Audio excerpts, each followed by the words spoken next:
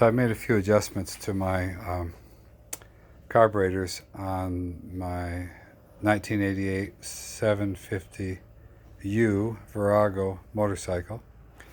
And I've figured out a little trick for getting these carburetors in, and I thought I would share it with you.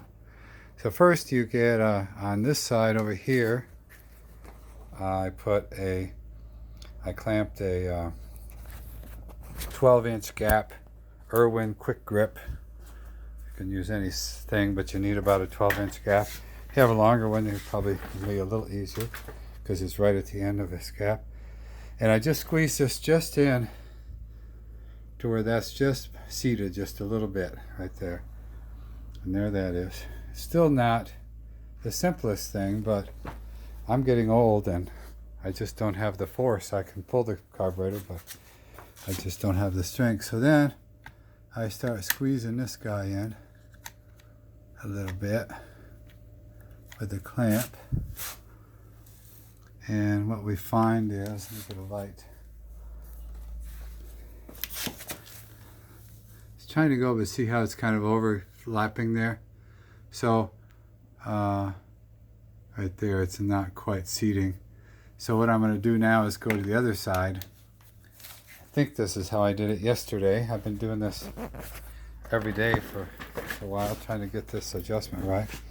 My rear plug is doing the famous black smoke routine. I mean, not black smoke, but carbony plug.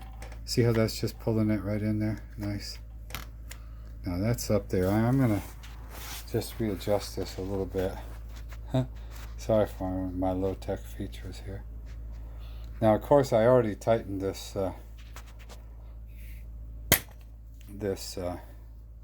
move that a little bit higher.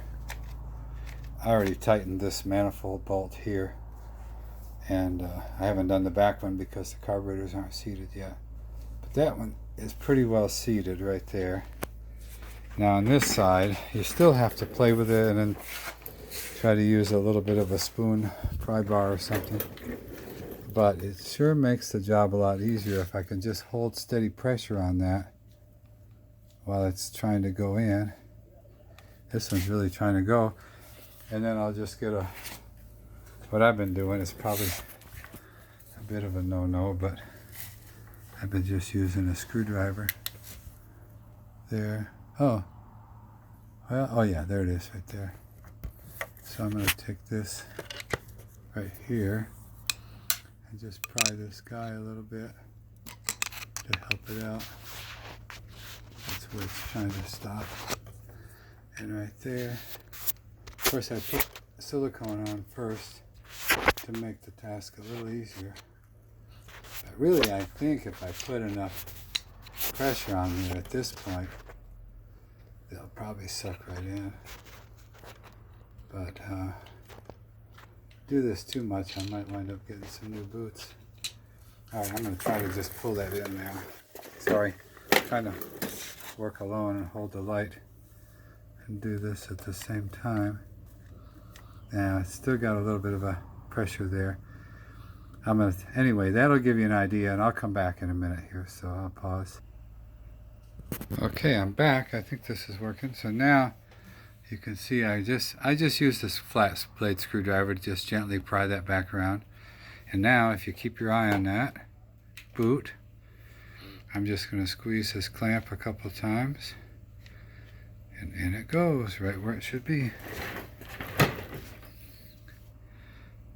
Now what I'm going to do now is, I won't do it for the video, but what I'm going to do now is go to the other side and put the screw in place and tighten that boot down real good, and then with that nice and snug, and then I'm going to make sure this is nice and snug and put the other boot on, and then I'll be ready to go.